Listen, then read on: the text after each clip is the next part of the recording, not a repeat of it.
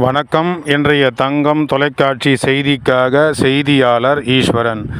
மறுமலர்ச்சி திராவிட முன்னேற்றக் கழகம் தொடங்கப்பட்டு 30 ஆண்டுகள் நிறைவு பெற்று 31வது ஆண்டு அடியெடுத்து வைக்கும் இந்த நல்ல நாளில் ராணிப்பேட்டை மாவட்ட செயலாளர் PN உதயகுமார் தலைமையில் இன்று காலையில் அறிஞர் அண்ணா சிலைக்கு மாலை அணிவிக்கப்பட்டு விழா சிறப்பாக கொண்டாடப்பட்டு பொதுமக்களுக்கு இனிப்புகள் வழங்கி கொண்டாடினார்.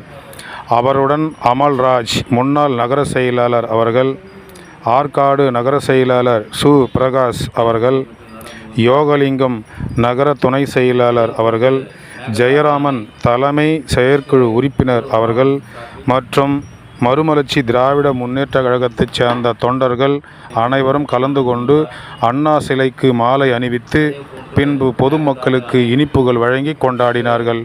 அதைத் தொடர்ந்து மறுமலர்ச்சி திராவிட முன்னேற்ற கழகத்தை தொடங்கிய பொதுச் செயலாளர் திரு வைகோ அவர்களுக்கும் இந்த சிறப்பு வாய்ந்த நாளில் பாராட்டுகள் தெரிவிக்கப்பட்டன.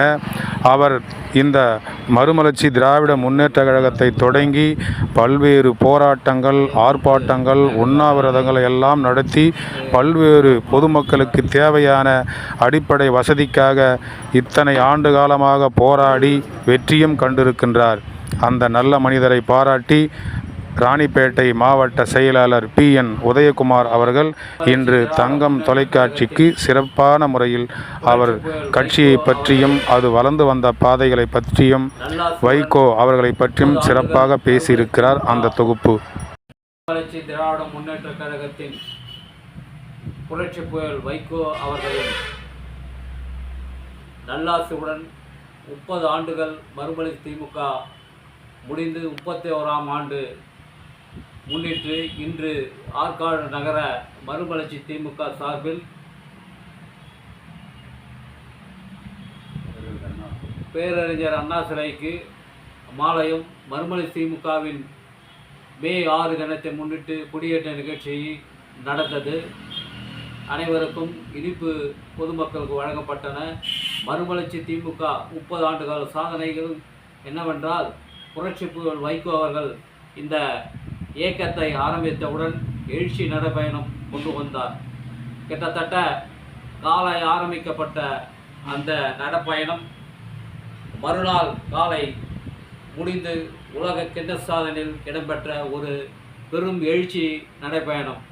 தமிழக வரலாற்றிலே, இந்தியாவிலே இது மாதிரி ஒரு நடைப்பயணம் நடந்தில்லை என்பதை மிக்க உலக சாதனையாக இன்று கொண்டாடப்படுகின்றன. அதே போன்று தொடர்ந்து அவர் மக்களுக்கு இடஒதுக்கீடு போராட்டம் என்று பல போராட்டங்களும் மக்கள் சேவை செய்து வருகின்றார். புரட்சி புயல் அவர்கள்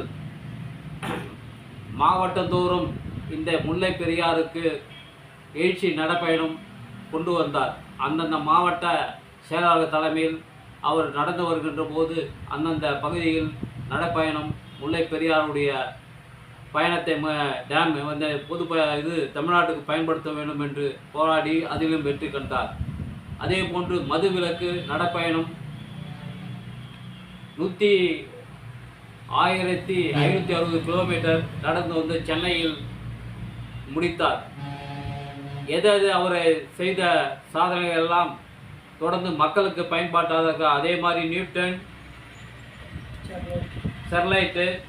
ஸ்டெர்லைட்டுக்கு கிட்டத்தட்ட 22 ஆண்டுகள் போராடி ஒரு தனி முத்திரை பெற்று இன்று அது நிறுத்தியிருக்கிறது என்றால் புரட்சி வைகோ அவர்கள் மட்டும்தான். எந்த ஒரு கை சுத்தத்தின் காரணமாக தான் இந்த கேஸ் இத்தனை வருஷம் நடந்து அவருக்கு ஒரு சாதனை படைத்திருக்கின்றன.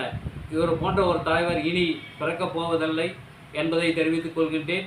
அதே நேரத்தில் இலங்கை பிரச்சனைக்கு இன்றும் போராடி கொண்டுதான் வந்து கொண்டிருக்கின்றார். விவசாயிகள் போராட்டம் போன்ற போராட்டங்களை தனது வாழ்க்கையாக நடத்தி கொண்டிருக்கின்றார்.